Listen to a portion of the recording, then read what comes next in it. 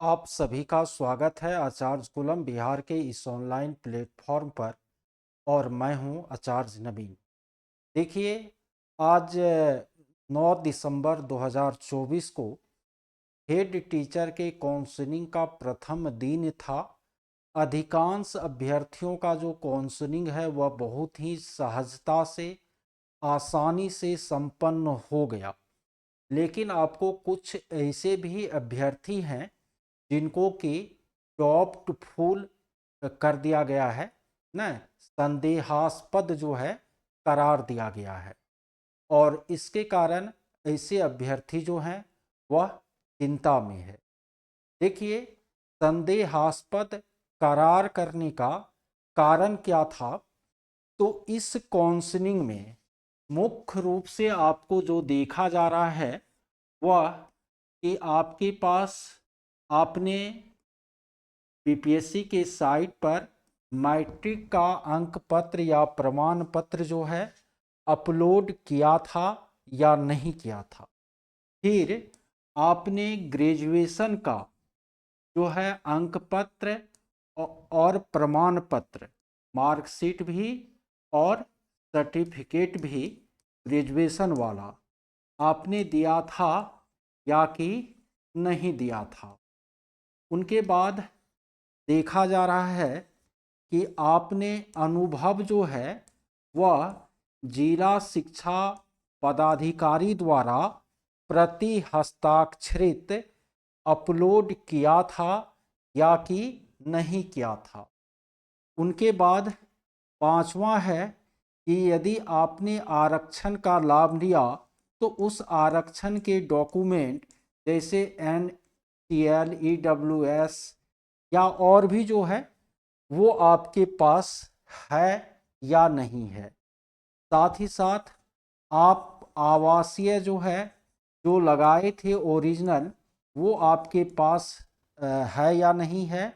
और आपको ID proof में जो आधार कार्ड दिए थे ये है कि नहीं है। ठीक है, बस इतने ही कागजात जो है ये देखा जाता है कि ये सारे कागजात आपको वाटर मार्क वाला है यथास्थान या कि नहीं है।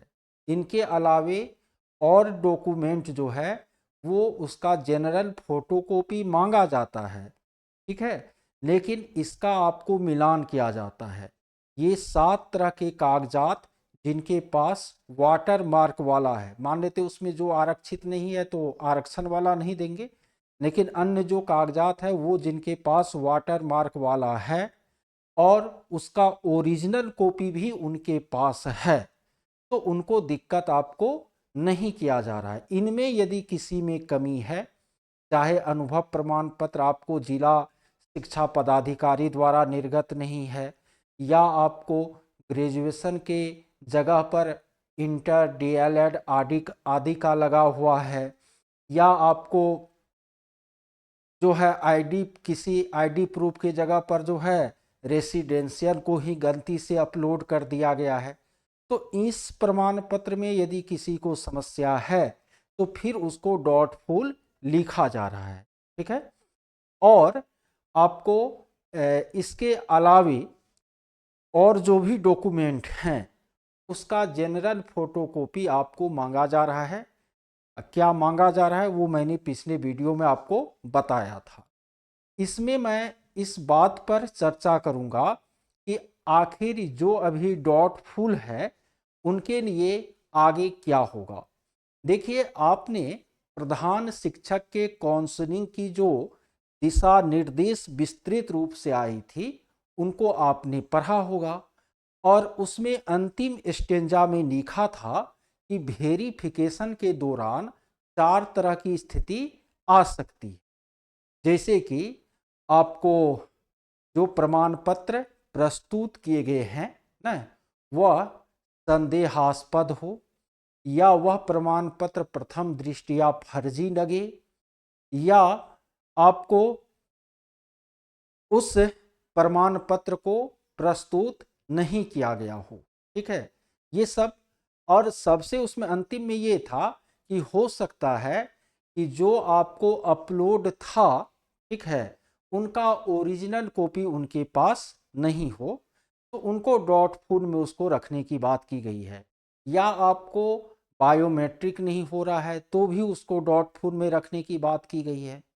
तो जिनको भी आपको डॉट फुल में रखा गया है और उनका सारा डॉक्यूमेंट सही है, तो उनको घबराने की ज़रूरत नहीं है। आपने पिछले दिनों सक्षमता के काउंसलिंग में देखा था कि उन सबको फिर से मौका दिया गया और इस दिशा निर्देश में भी लिखा गया है कि ऐसे अभ्यर्थी को मूल प्रमाण पत्र प्रस्तुत करने का समय दिया जाएगा।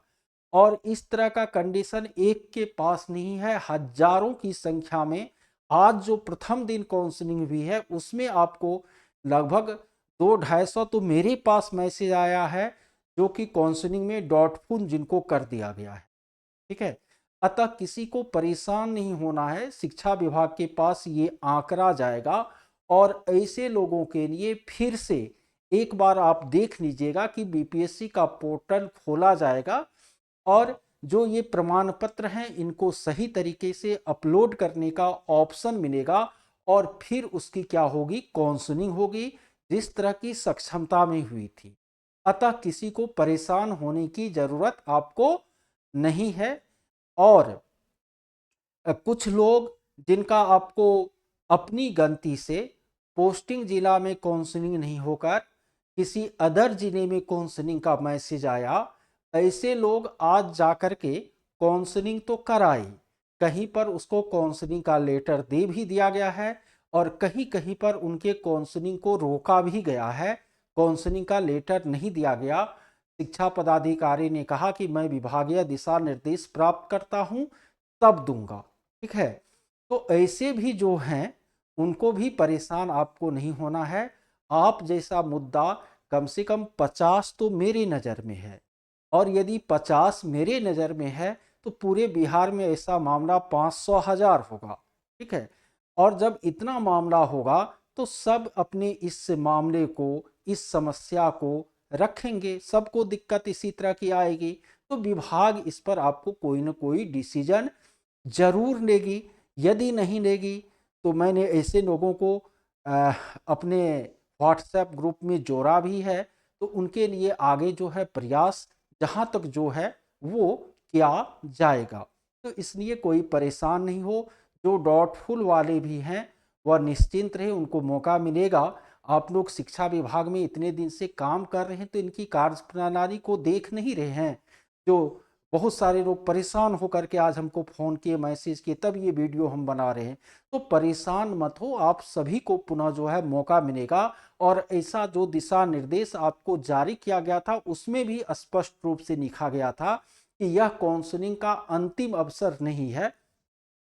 जिसका काउंसलिंग यदि किसी कारण से छूट भी गया तो उनको भी आगे काउंसलिंग का मौका मिलेगा। ये प्रक्रिया आपको चलेगी, ये के पाठक वाला समय नहीं है कि काउंसलिंग कराए या जो सही पाया सीधा ट्रेनिंग सेंटर भेज दिए। अभी इसमें लंबा समय लगेगा और हमको तो लगता है कि स्कूल पहुंचते पहुंचते कहीं अगले सत्र तक हम लोग न पहुंच जाए। ठीक है, तो इसलिए इस सब में समय लगेगा, बहुत घबराने की ज़रूरत नहीं है। आपके साथ भी इस तरह के यदि प्रॉब्लम आए हैं तो आप मैसेज करें, मेरा व्हाट्सएप नंबर मेरे स्क्रीन पर चल रहा है। ठीक है, या मैं उसको जो है व्हाट्सएप ग्रुप का एक लिंक दे दूंगा। ऐसे लोग यदि एक साथ जुड़ जाएंगे तो भविष्य में यदि दिक्कत होगी तो फिर वे संगठित होकर स्ट्रगल कर सकते हैं, संघर्ष कर सकते हैं। धन्यवाद।